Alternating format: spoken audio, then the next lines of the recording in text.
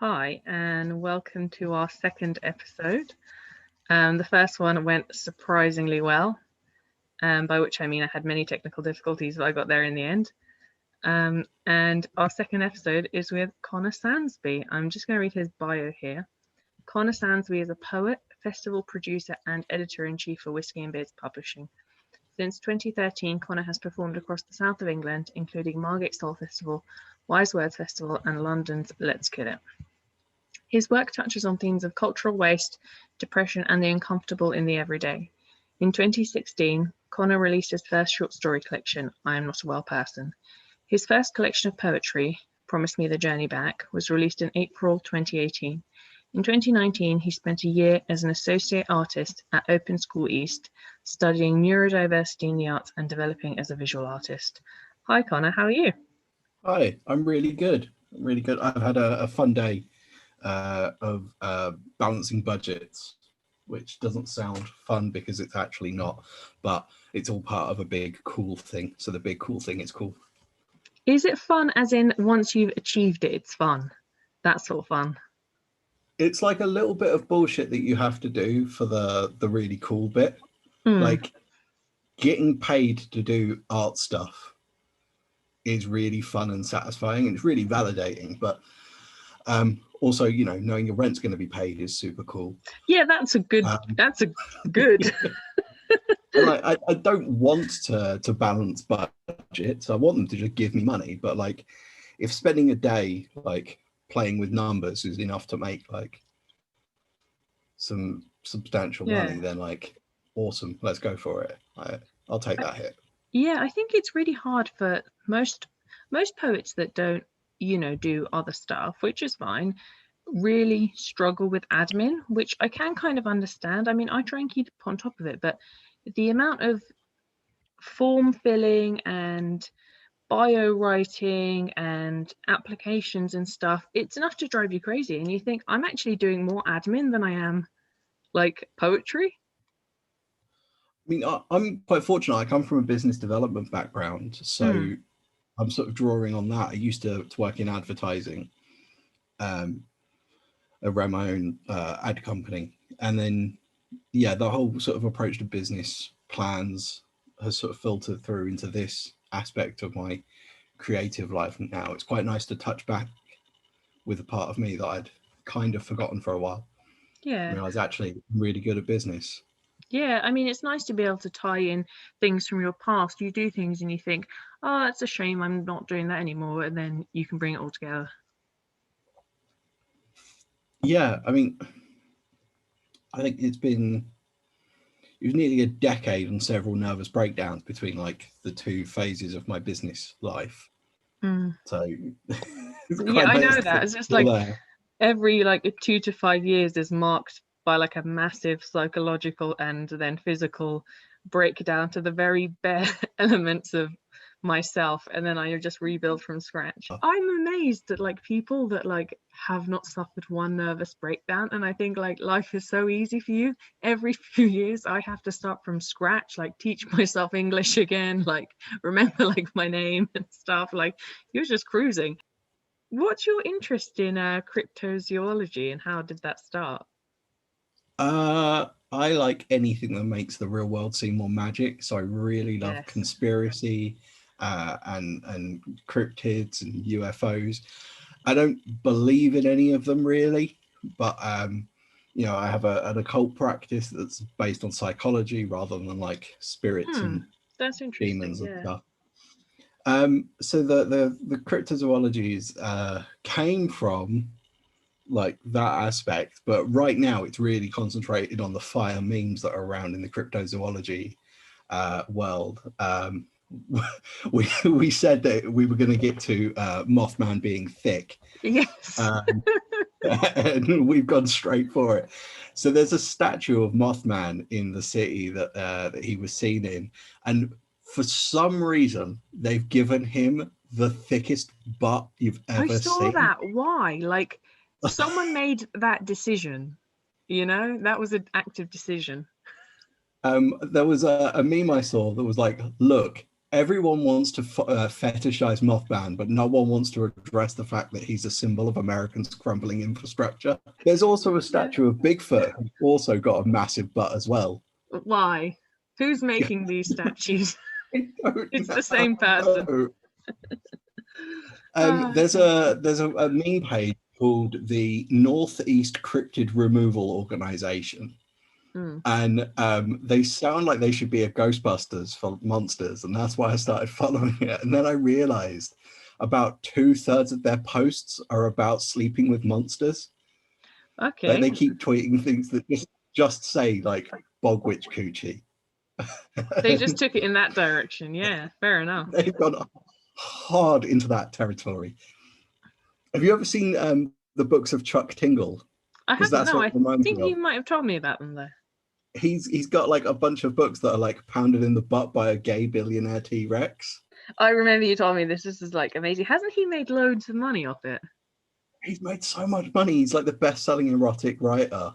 Oh my God, this is like, when I hear things like this, I just think I am so dumb not to make easy money. And I still think that. I hear these things and I just think I am so dumb.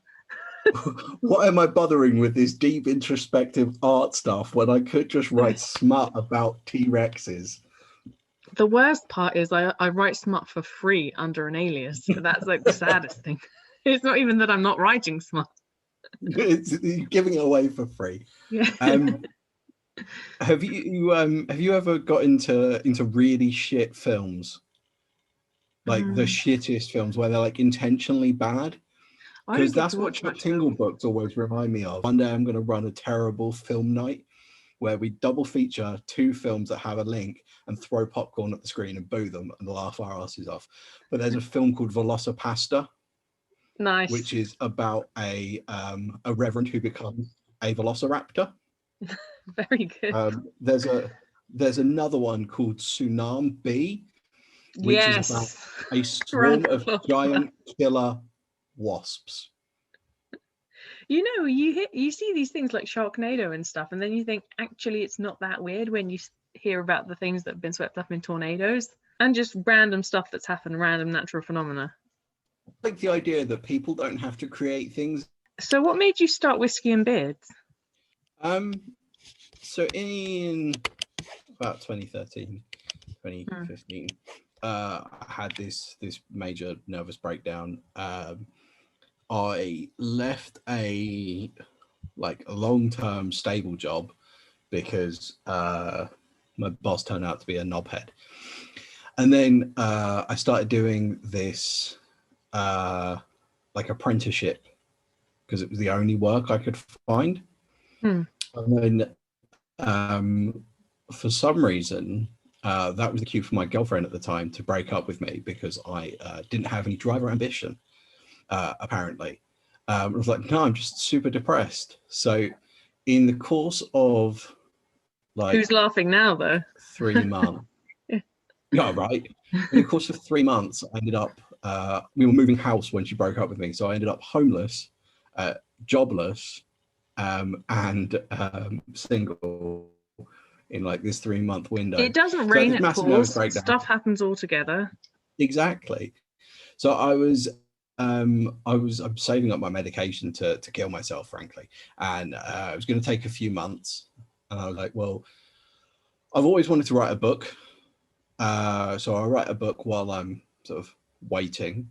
I did that in about 2 weeks. Put out a small non-fiction book, and that sold quite well. And then gradually things started like coming together in my life, and I started writing non-fiction, and then I kind of grouped them all together as Whisky and Bits Publishing. And then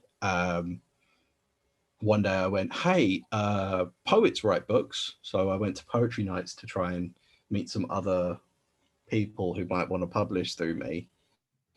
So I started writing and performing poetry then. And yeah, that's been like 5, 6, 7 years now. Time flies, doesn't it? It goes so quickly.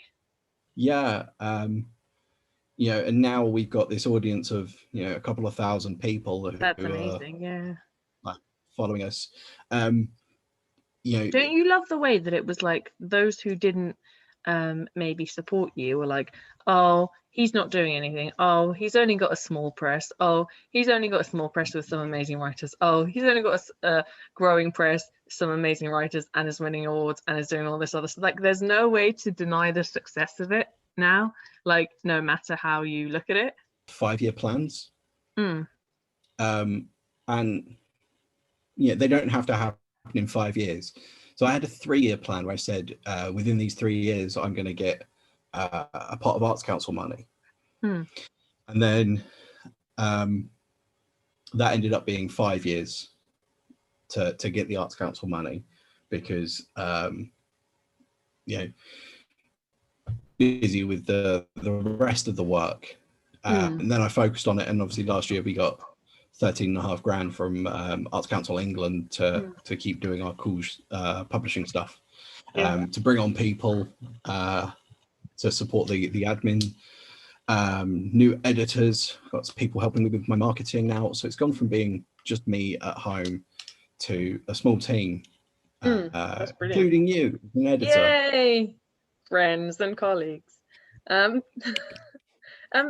you look for particular qualities in poets? I mean, you've got quite a wide range of people. You've got more performance people, you've got more writers.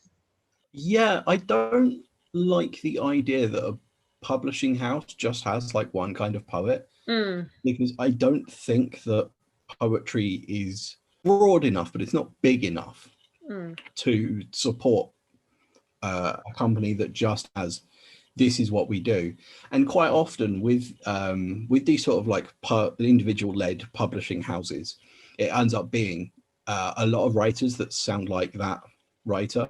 Yeah. And I never wanted that. I want people who I read and go, oh crap, I want more people to read this because I want to wave it in people's faces and go, look at this book. So I say that Whisky and Beards is literary rebels, people who know what they're doing and aren't afraid to, have put in the graft, but also changing things a little bit. I know you said you like to run it like a record label. What do you mean by that? So back in my teenage years, 2007, I started a record label, and then that ended up becoming my ad agency, actually. It was like I built a website for someone, and then someone for like a band, and then they went, oh, my dad needs a site for his bricklaying company, and it kind of blossomed from there. So I spent all this time learning how to run a record label. So a publishing house is a similar sort of model. I believe that record labels are really good at building culture in a way that a lot of publishing houses don't look to do. Yeah. So I like to think that Whisky and Beards has, it develops culture. So we do things like the Kent Poetry Awards. Yeah. We run the Bookie Slam, and these are things that aren't just, that runs the Kent Poetry Championship. It's not just what's happening as the printing side of things and the putting out page material. It's not just about the regular events, but it's about how can we do something bigger that brings more people into it. Impact is super important, and I feel like a lot of times poetry is quite content to be this niche thing, but then that ends up alienating, say, poetry in the visual arts or music or anything, and then you lose things that you could put poetry into. So I like the idea of like you bring everyone in some way, and then you see what happens from there. What's your editorial style? Is it light, or what sort of thing do you like to do? So I believe in a super light editorial style personally. Same, yeah. I think the people that I'm publishing them because they know what they're doing. I don't have to beat them. Kirsty Farley said something quite good to me last week that was like, if she feels like she has to really, really edit a poem, then it's not ready and it needs to go back to the writer. So the phrase, you can't polish a turd. Yes. Right. I love this phrase because do you know what a coprolite is? No. It's a fossilized dinosaur poop. Oh, cool. Only you would know that. That's really cool. And so it's a stone, and you can polish a stone.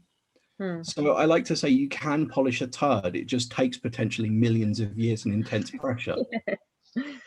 But I think Kirsty is right. If you have to put in that amount of time and work, like probably the first person who should be putting in that work is the poet. Yeah, absolutely. I like to believe that editing is just the touch-up jobs at the end, rather than the making a poem. How has COVID changed your business, and do you think COVID's changed the lives of artists forever now? So for me personally, before COVID, I was running a monthly night at the Tom Thumb Theatre called Tongue Punch, and then I was running a publishing house, and I worked for the Margate Bookie Festival, and so I was busy all the time. Yeah. COVID, I thought was going to be like a 2-month kind of thing. And here we are. And it could have been, perhaps, with a... It absolutely could have been. The government's been 2 weeks late on everything. But I ran one of the last poetry nights in Kent, which was the Bookie Slam. And then a couple of days later, about 4 days later, I was ill. And I'm only ever ill for like 1 day a year. Yeah. So I was ill for 4 days, and I was dizzy, and all my joints hurt. I was short of breath. It wasn't a really like major illness. I don't want to pretend like I was at death's door, but like just the fact that I was ill made me go, well, crap, hang on a sec. If I got it, then it's got to be a serious thing. So I put together with Alex Fellis. We made Winchester Fest. That was brilliant. And it ended up being, we thought it was going to be, a short month, and we crowdfunded the original investment, and we said, whatever money we've got left, we'll donate to local venues. And then lockdown didn't lift, and we kept running. So it ended up being 102 days with at least one event every day. That was hard for you guys, though, wasn't it? Like, it did get tiring. So we had a team of 5 people who were all fantastic. There was me and Alex. We had Sam Tate, who really stepped up through the process. He's an early career poet, but it was really nice to watch him. He's a really quick learner. So he was able to step up quite quickly and end up helping lead the team. We had Claudia Volpe, Gemma Baker, and Alice Grattan as well, who all shaped this massive festival. We ended up reaching 80,000 people. I know the views that it got was just crazy. Every event was getting like 1,000, 2,000 views minimum. Our best, I think, was something like 12,000. Wow. It was brilliant. And what that did is we went from being a publishing house that had this great audience in Kent and about 800 likes on Facebook to having 2,000 and this network of people all up and down the country. Yeah. And I'm really looking forward to being able to travel and meet some of these new people that I've sort of connected with. Yeah, I would love to travel as well. When you've got kids, travel is just anything you want to do in your life is just like, oh, maybe I'll do that in like 20 years. But like, I'd love to travel and meet some of these poets as well.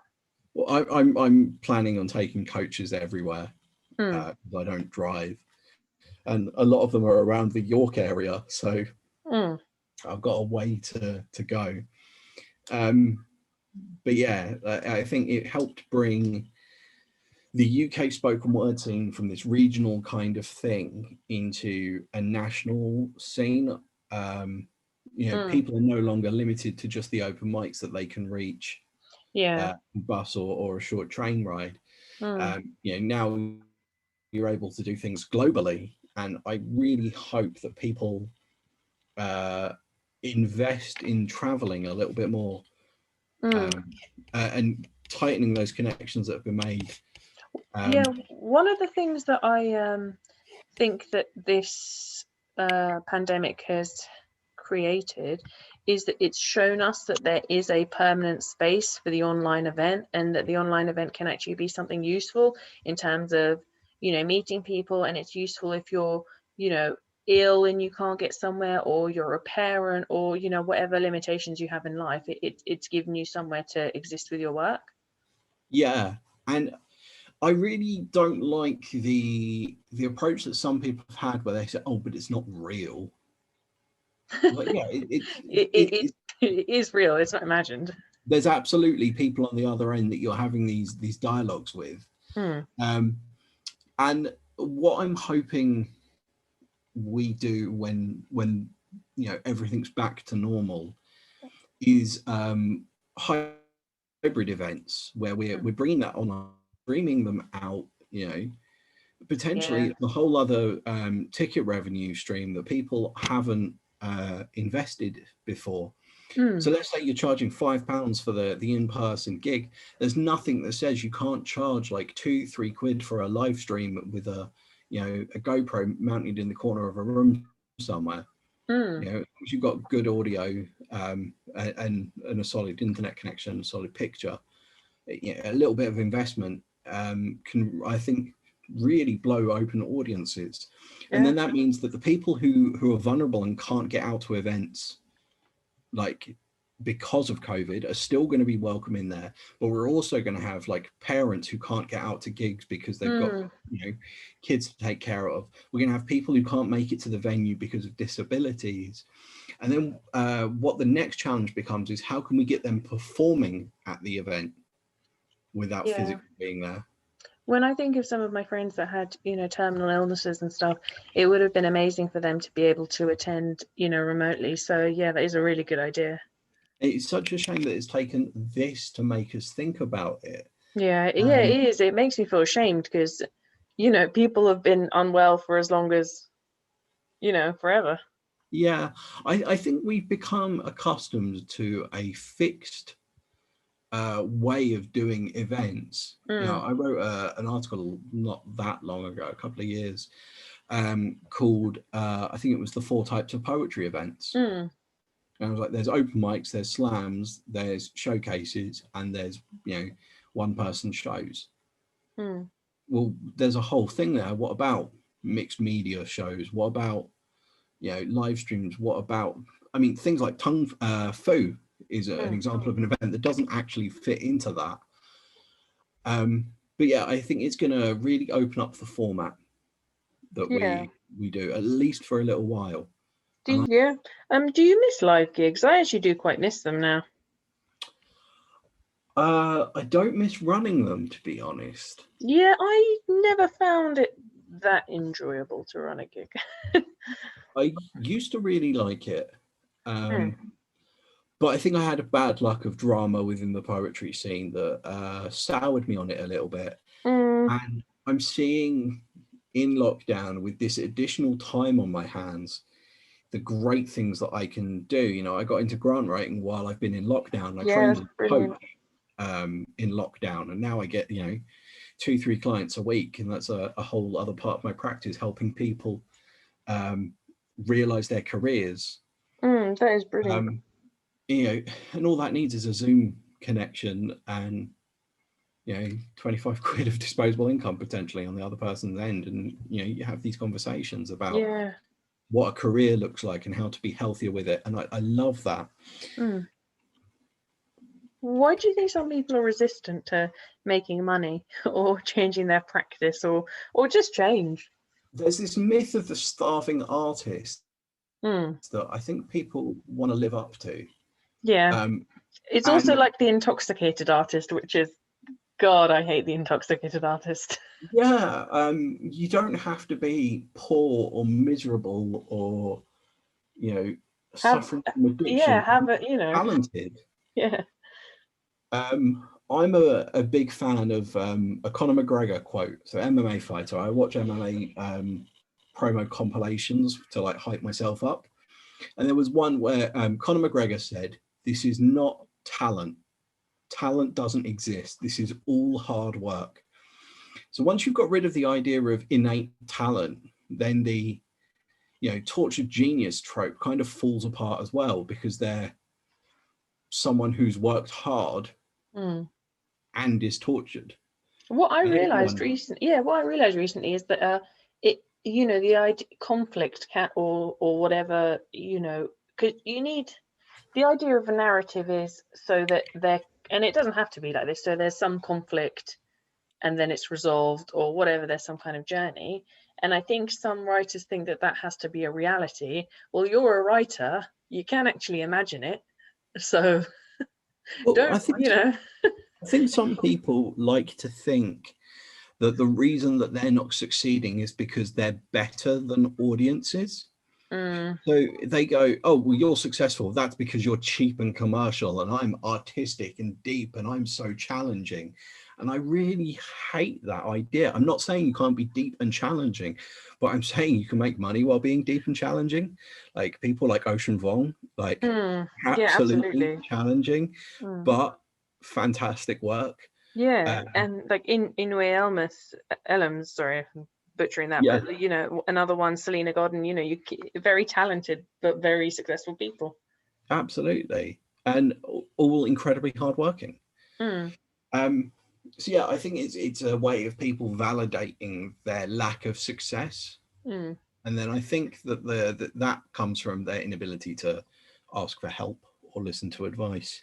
It can be it can be quite sad, really. You've got to always look for external sources of help. I just wanted to say I really like this post that John McCullough put up, and I've seen a lot of poets do it, where they say, I wasn't the most talented or successful in my creative writing class. I wasn't in the top 3, I wasn't in the top 5, I wasn't in the top 10. All I did was love poetry, show up every day, work hard. Eventually I got a little bit better. Over many years I got a lot better, and here I am today. So which do you prefer writing, prose or poetry? Are you still writing prose and novels? I like the potential immediacy of poetry more. I always thought I was going to be a novelist, and I put in 4 years into one novel that was meant to be a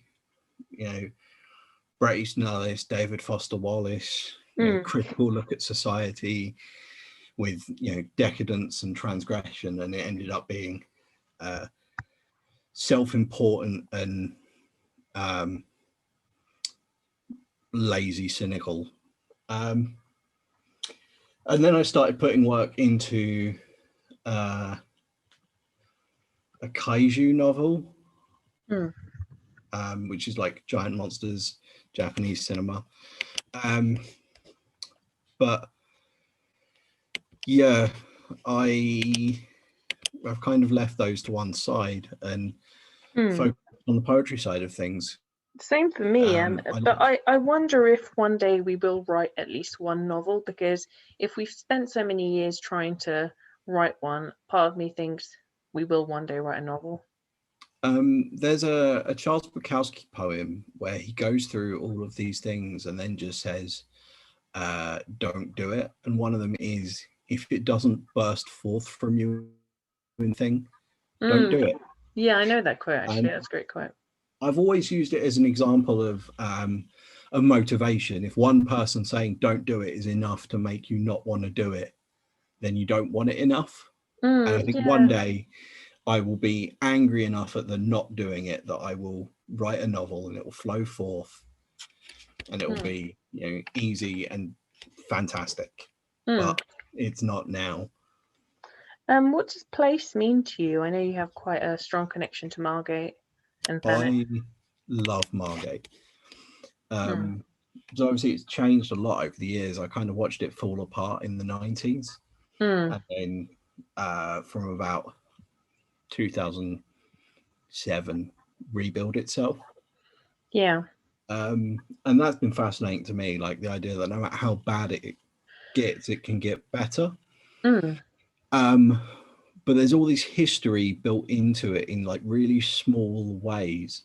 Like there's a road where there's it's over Westgate Way.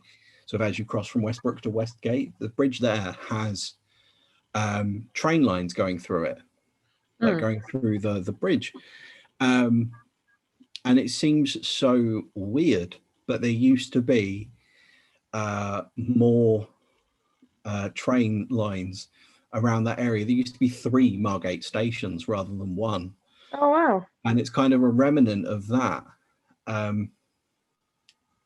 The building that's now the Hall by the Sea, like attached to Dreamland Cinema, that was one of the train stations. That's And really it comes cool. from when rail lines were owned by one company before it was all like National Rail. Yeah. So each train line had its own station based on who owned it. Yeah. But yeah, or there's Newgate Gap. There is a carving of an owl under one of the bridges, and I love that. I love that. I love owls as well. They're great. They're all good. My daughter calls an owl an owl. I think it's important to have people in a place that love that place and are constantly trying to do things in it, do things for their community and rediscover it. I think you need some of those people in every place. I think it's really important that the place is loved, and that means naturally, and what human change has been made to it. I get really bummed out about the gentrification side of Margate these days. Yeah, I was going to ask you about that. I often feel like it's created a whole separate Margate that's not aimed at the people who are already here. Yeah. And I tell people all the time, like, I love the fact that there are artists doing cool stuff here, but how many artists have friends who aren't other artists around here? Also, it's going to make it unaffordable to live there because, oh yeah, when I was living in Faversham, I saw Thanet as an affordable place to live, somewhere where I could actually afford rent as a person that was poor at the time.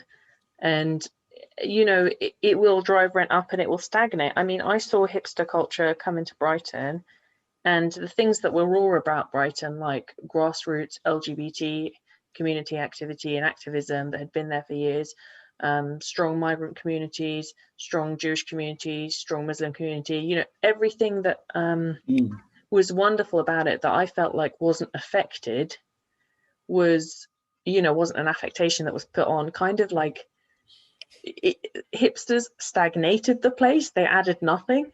Yeah. I had a conversation last year, the year before now, because last year didn't happen, about what the last subculture was. And they suggested that it was grunge. And I said emo. Yes, emo. I would actually say emo as well, yeah. And then I realized that actually there's this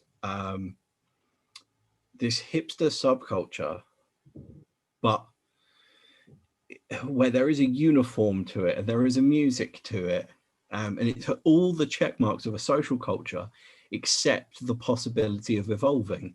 Yeah. And it's weird that it thinks of itself as fashion. Yeah, and it's the companies are all in it. I mean, the clothes are everywhere and there's a lot of profit to be made in it. And maybe some of the other counterculture movements were about not being so easy to profit off for big companies. Yeah, I think what happened is companies got quicker and quicker at learning to commodify culture. And by the time emo came away, I mean, it's come back as retro now, just if you want to feel old. That's amazing. And now they were able to jump on this emerging lo-fi punk revival as it evolved. So they actually co-opted whatever movement would have been there before it had a chance to start. Yeah. You write quite a variety of different kind of poems. Like you write quote unquote page poems, you write quote unquote slam poems, you write structure, you write no structure, short, long. Why do you think that is? I don't want to just write the same thing over and over again. Yeah, I find Um, myself doing that, and I find that I actually reference other poems in my poems. It's not good. unless you're putting it all in the same collection, then it's great. Yeah, then topical. Um, but yeah, I view what I do as a practice. Mm, Um, you know, visual artists will learn new painting techniques, and writers should learn more writing techniques. mm, So I've seen a lot of poetry. I listen and love a lot of poetry, mm, and it all kind of comes out. I don't believe in this. My poetry is better than yours because it's this style, or mm, you quite often get conflicts between people who come from a more page background and people who are into like the slam scene. And mm. I'm just like, it's all poetry. Yeah. Like, just just enjoy all of it and see what you can get from it. And I Mm. think that makes a more exciting practice. Yeah, absolutely. I heard you say that, because you feel like you didn't have as much classical training, you just try every technique and just go with what works at the time. Oh yeah, I'm a three-time university dropout. I'm now technically educated to an MA level, but Hmm. I learned how to write a haiku because it seemed like an easy way of learning a form. And then Hmm. that evolved into, um, a tanka, sestinas, Hmm. sonnets. Um, and the more tools that I picked up, the less I felt that I needed the formal education, because that's what you learn in a formal education. Hmm. I did a year-long project with Thanet Writers where I wrote Yeah. an essay about a different kind of poetry form every week. Hmm. So I took 1 month off. So it ended up being something like 40, like 7. Those were good essays. They were quite enjoyable. I Uh, tried some of them actually. yeah, well, that was my point. Is like, I think a lot of, especially performance poets, they get really skeptical of these forms because there's this audience, or this group of page poets who are insistent that only that kind of poetry is good poetry. So Hmm. they rebel against it, and you uh, it stops them. So I thought what I could do is kind of try and bridge the gap and get performance poets writing forms. Hmm. What was really interesting though is the Hmm. anthropology side of things. To me, like, I found a kind of poetry that you're only allowed to do if you're African American. Hmm. That is And interesting. like, that's not a critique. That's like, the intent was, when when African American poets started doing free verse stuff in America, there was a traditionalist movement who was saying, that's not poetry because it doesn't fit these structures. Hmm. So they came up with a form and said, right, and you know what? No white people are allowed to use it. Hmm. And I think that's an incredible like statement on culture at Hmm. the time, and ownership. There's a form that's not too dissimilar from a haiku in the grand scheme of things, that's traded on the Iranian underground, Hmm. That's like very. there's a Yeah, that's very whole cool. subculture of trading these poems, and they have like private secret gatherings in like people's houses where they read them. But because of the nature of it, because they're traded in this way, um, they're normally unsigned. Hmm. So there's all these poems that are being generated with no like ego concept of ownership. Hmm. And that's fascinating. And I think like contributing to that kind of movement in some kind of way is incredible. And it just blows my mind about what poetry can be. Yeah, absolutely. So what's next for you and what's next for Whiskey and Beards? So right now we're in the middle of an Arts Council project. Hmm. We're putting out 5 new books from new artists across the country. We've got Dee Dickens, who obviously you're working with, who's based She's in brilliant, Wales. We've yeah. got We've got Cassidy, who's based up in York, Fensteers, who's in Bristol at the moment. And we've got David Dykes, who's Kent-based, but I absolutely love. He's probably the strongest writer in Kent, and I can't wait to see that out in the world. I've also been really heavily invested, I've mentioned earlier on, in like artist development. So I've been doing a lot of grant writing and a lot of coaching. I've done 6 grants this month. Wow. And we haven't even got out of January.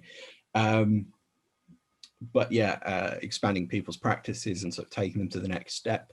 And some of those have been for organizations, but the bulk of them have been individual artists, looking to get their practice bigger. So what I'm currently doing with yourself and on some of the editorial duties and Whisky and Beer design, focusing on these big cultural things at the moment. Yeah, brilliant. Well, I won't keep you all evening, but to be honest, I felt like we could have just kept talking, so maybe we'll have you back another time. I would always love that. I love talking to you, Seth.